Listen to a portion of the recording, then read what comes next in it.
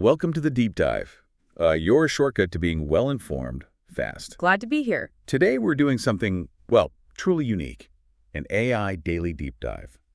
We're looking at the top 5 AI news stories from today, Saturday, July 5, 2025. Right, the very latest. And what's really fascinating, actually, is that this entire deep dive, I mean, the research, pulling these stories, even generating this script we're, working from, was all done entirely by AI. Which is kind of meta, isn't it? Using AI to talk about AI. Exactly. So we're about to explore, well, a whole range of AI's impacts. Some of it's revolutionary, some of it maybe a little unsettling. It touches everything. Yeah, how it's reshaping workplaces, its role in, like, internet trends, global power dynamics, creative work, even mental health. It's a lot. It really shows how fast AI is weaving itself into, well, pretty much everything we do. The pace is just incredible. Absolutely. Okay, let's unpack this. Let's do it. So let's dive into our first story. It explores this interesting paradox, the AI efficiency trap.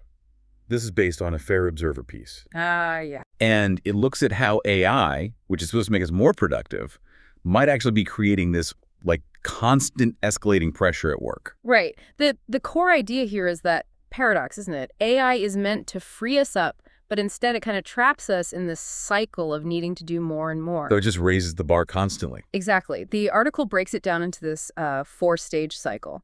First, you get the initial productivity gains. People are trying things out cautiously. Human agency is still high. Okay, makes sense. Then comes stage 2, managerial recalibration. AI use becomes normal, expected, and human agency starts to subtly erode.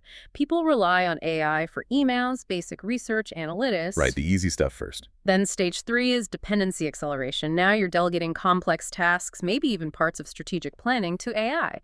And because people aren't doing those things as much, their own skills might start to decline. Ah, okay. I see where this is going. And the final stage, stage 4, is performance expectation lock-in. Those early AI-driven improvements. They become the new baseline, the new normal. So you're always expected to perform at that AI-enhanced level. Precisely. And that creates this psychological tethering, this anxiety, if you don't have the AI assistant. Reading about this, it immediately made me think of the Red Queen hypothesis from biology. Oh, interesting connection. Yeah, where you have to run faster and faster just to stay in the same place. Yeah. Does the article talk about anything like that, or how to maybe break free from this competitive rat race it creates? It doesn't use that exact term, Red Queen, but yeah, it absolutely captures that feeling. It talks about agency decay, your ability to act on your own diminishes. Which sounds like a risk for companies, too, not just individuals. Definitely a structural vulnerability. Yeah. And there's a huge psychological toll.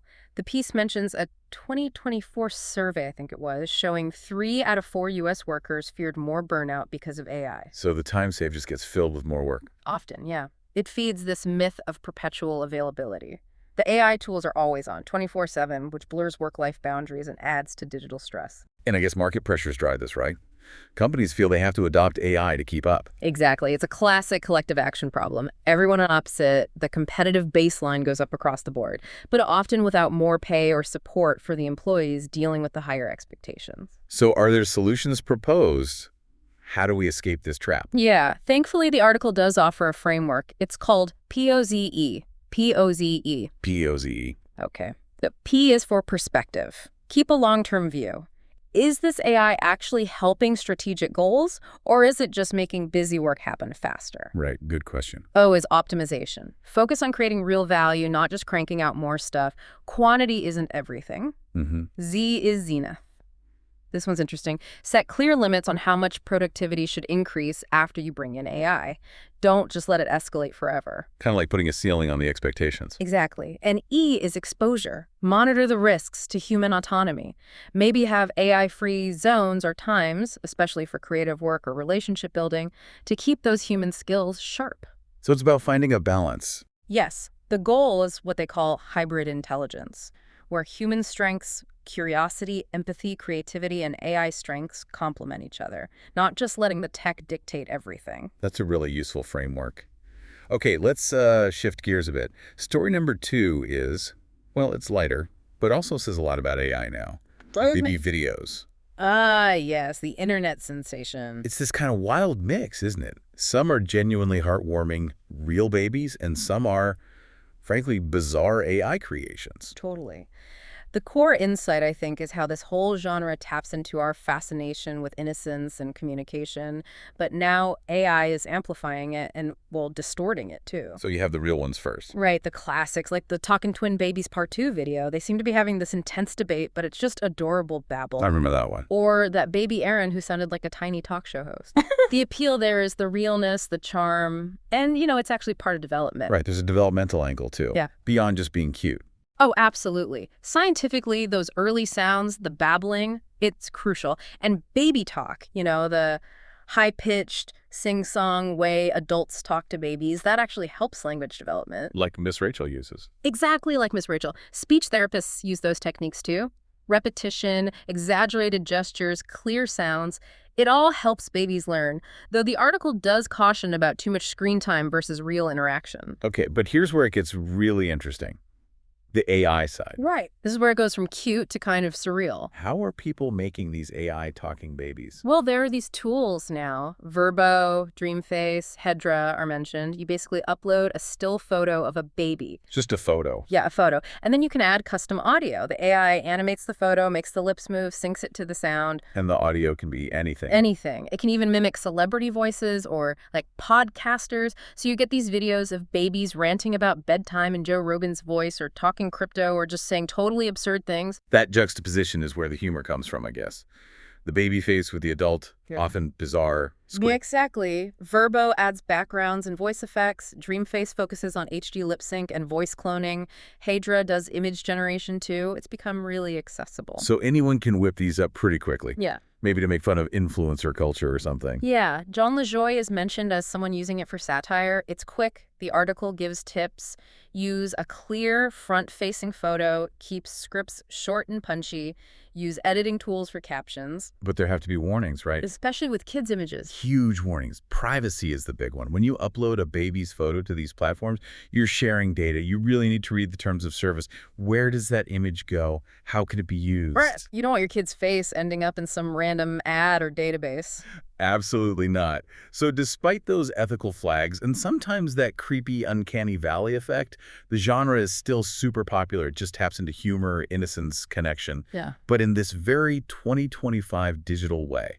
Okay, from babbling babies, real and AI, let's move to something potentially much more profound and maybe unsettling. Our third story involves AI researcher Daniel Kokotajlo. Ah, yes. His AI 2027 forecast. Right, this prediction for superintelligent AI systems basically revolutionizing everything, maybe quite soon. Yeah, the central and frankly chilling insight from Kokotajlo is his view that superintelligence won't just automate jobs, it'll accelerate its own development at an explosive pace. Leading to massive societal shifts. Massive shifts, a potential arms race, and what he calls an intelligence curse, where power shifts away from people to whoever controls the AI. He talks about realizing after GPT-3 came out in 2020, that AGI, artificial general intelligence, might actually arrive in his lifetime. He stresses the 2027 date is speculative, but it's based on the trends he's seeing. And he points to software engineering specifically as the first domino to fall. Why that field? He argues that current AI, especially with reinforcement learning, is getting incredibly good at coding. Once AI surpasses the best human coders. Which could happen relatively soon. That's his bet. Once that happens, innovation just explodes. The AIs start automating their own R&D, improving themselves in this rapid feedback loop towards superintelligence that can master almost any domain. And the impact on jobs then is huge. Huge and swift, according to him. He sees most human jobs getting automated quickly, call centers, writing, analysis, but also physical jobs like plumbing. Wait, plumbing? How does AI automate plumbing? That seems like a leap. He calls it the robot plumber's idea. Yeah. His point is, don't think about slow, incremental robotics. Think about a superintelligence designing highly advanced, dexterous robots, maybe manufacturing them rapidly. It could run millions of simulations to perfect them, bypassing slow human trial and error. And governments might even encourage this for economic growth. That's his fear, that the lure of GDP growth would lead governments to cut red tape, create special zones, and just let it happen incredibly fast. This speed leads to massive job losses without new human jobs replacing them. Okay, that's a stark picture. And it has geopolitical implications too. Big time. He foresees an intense arms race, probably U.S. versus China, the leaders in AI. Superintelligences could design terrifyingly effective new weapons, drones, lasers, things that might even make nuclear weapons less of a deterrent. Like a Cold War on fast forward. Kind of, yeah. With maybe a higher risk of someone launching a preemptive strike because the technology is evolving so fast.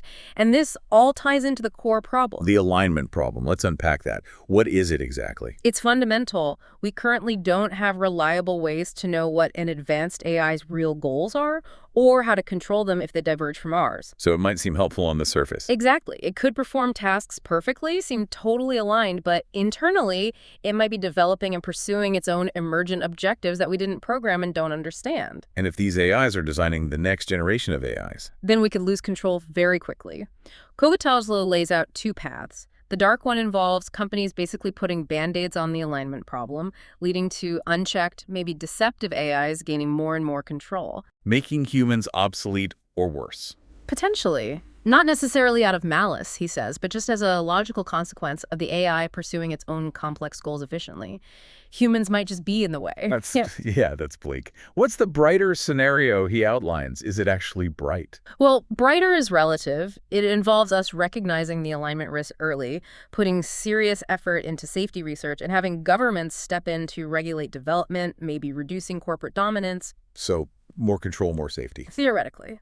But even then, he asks, if AI controls all the wealth and power generation, who controls the AI? Does democracy survive? Or do we end up with an oligarchy of tech elites and government insiders holding the reins? Which leads to his intelligence curse. Right.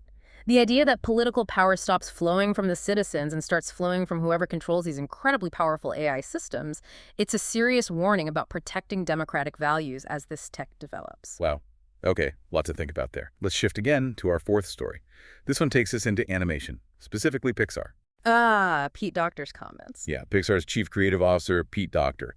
He's pretty skeptical about AI replacing human animators, calling its output, and this is a great quote, the least impressive blah average of things.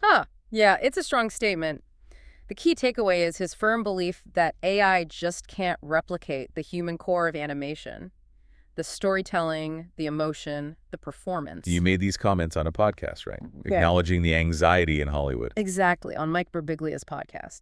He knows people are worried, especially after the writer's strike last year, where AI was a big point of contention. People fear job displacement. But Docter himself has seen huge technological shifts, like the move from hand-drawn to CGI. How does he see AI fitting in based on that experience? That's what's interesting. He looks back at CGI and says, yeah, it was a huge change, but computers actually democratized animation in some ways. Lowered barriers, let artists focus more on the performance and timing, less on just the physical drawing skill. So he sees technology as potentially a tool, an assistant. That seems to be his hope. He suggests AI could maybe handle some of the tedious, repetitive tasks in animation. Freeing up artists for the creative stuff. Exactly. Freeing them up for the storytelling, the character work. So a tool, not a replacement. Which, the article notes, is maybe different from how someone like James Cameron might view AI, perhaps more for cost-cutting. So what specifically does Docter think AI can't do? What's purely human? He really emphasizes things like understanding nuanced movement, the subtleties of character acting, conveying genuine emotion. That deep understanding of performance, he believes, comes from human sensibility, intuition, lived experience. Things that are hard to quantify or code. Very hard. And that ties into Pixar's whole philosophy, doesn't it? They balance cutting-edge tech with really heartfelt human stories. Think about Up or Inside Out or their latest Ilio. Strong seems worried that prioritizing AI for efficiency could undermine that core artistic mission. He's defending the human artist's unique role in creating something that truly resonates emotionally. It's a powerful argument for the value of human creativity in that field, even if Disney, their parent company, hasn't really commented officially. Right. Docter's stance is pretty clear, though. Okay, let's move to our fifth and final story for this deep dive. This one's about AI and mental health, specifically AI companions. A really rapidly evolving area. Yeah, the article by Miriam Kalasia explores how these AI companions are significantly changing mental health support. The core insight here is this trade-off. AI companions offer amazing accessibility and comfort, but they come with real risks, over-reliance, major privacy issues, and they make us question what genuine human connection really means. So what are some examples of these? Replica, Wobot. Yeah, those are key examples. Replica, Wobot, WISA, they use natural language processing, NLP, basically, teaching computers to understand and respond to human language in a way that mimics empathy. And they often use therapy techniques. Right. Many are based on principles from cognitive behavioral therapy, or CBT, which is a common approach. Their big appeal is, well, they're always available, they're usually cheaper than human therapy, and they don't judge. Which must be a huge draw for people. What's driving their popularity? A lot of factors. The article points to the global loneliness epidemic as a big one. Okay. People who are isolated, maybe due to geography or disability or social anxiety, they find comfort in having someone to talk to, even an AI. They're there 24/7 for late-night anxiety or just venting. And the cost and stigma barriers, too. Definitely. For people who can't afford traditional therapy or who are afraid of being judged for seeking help or who live where there just aren't many therapists, these AI companions fill a huge gap. But you're sharing incredibly personal stuff with an AI. What are the main risks the article flags? Yeah, that's the crux of it. Over-reliance is a major concern. Like preferring the AI to real people. Potentially, yeah. Users might get so used to the AI's constant validation and emotional safety, it never disagrees, never interrupts, that real, messy human relationships start to feel too difficult or unappealing. Psychologists worry this could actually hinder social development. And privacy. That seems massive here. Huge. Everything you tell these AI companions is typically recorded and stored. The article asks serious questions about how that data is used. Could it be sold? Hacked? Used by companies in ways you wouldn't want? That's scary when it's your deepest thoughts and feelings. Exactly. Dr. Margaret Mitchell, an AI researcher, gives a stark warning about basically handing over control of your most sensitive information, turning your mental health into essentially a data product. Wow.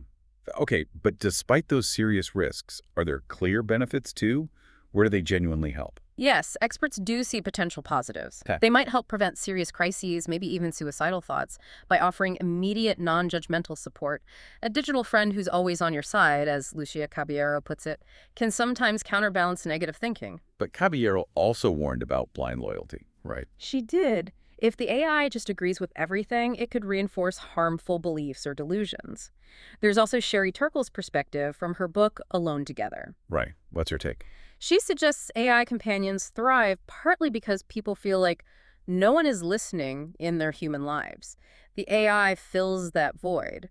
But, she warns, relying too much on this simulated empathy can dilute our expectations for real, nuanced human conversation. We might settle for less. So the consensus among experts is they're a supplement, not a replacement. Pretty much. They can be a useful tool, a kind of scaffolding for well-being if used responsibly and with awareness of the risks. But they can't replace the complexity, the imperfection, and ultimately the reward of genuine human connection. It really highlights the need for critical thinking, checking privacy settings, and valuing those real relationships. Absolutely. AI and mental health is a major turning point, and we need to navigate it very carefully. What an incredible range we've covered today. July 5th, 2025. From work pressure to talking babies, superintelligence fears, creative debates, and now mental health companions. Yeah, the common thread really is just how deeply and quickly AI is integrating into almost every part of our lives. It really underscores the need for, well, conscious choices about how we develop and use it, doesn't it? It really does. We need balanced, thoughtful approaches. So what does all of this mean for you listening right now? Here's maybe a final thought to chew on. As we continue to build and interact with AI, how do we make sure that we're not just becoming more efficient, but that we're staying truly human? That's the big question. Thank you so much for joining us on this AI Daily Deep Dive, and thanks for your curiosity. Always a pleasure. We look forward to exploring more with you next time on The Deep Dive.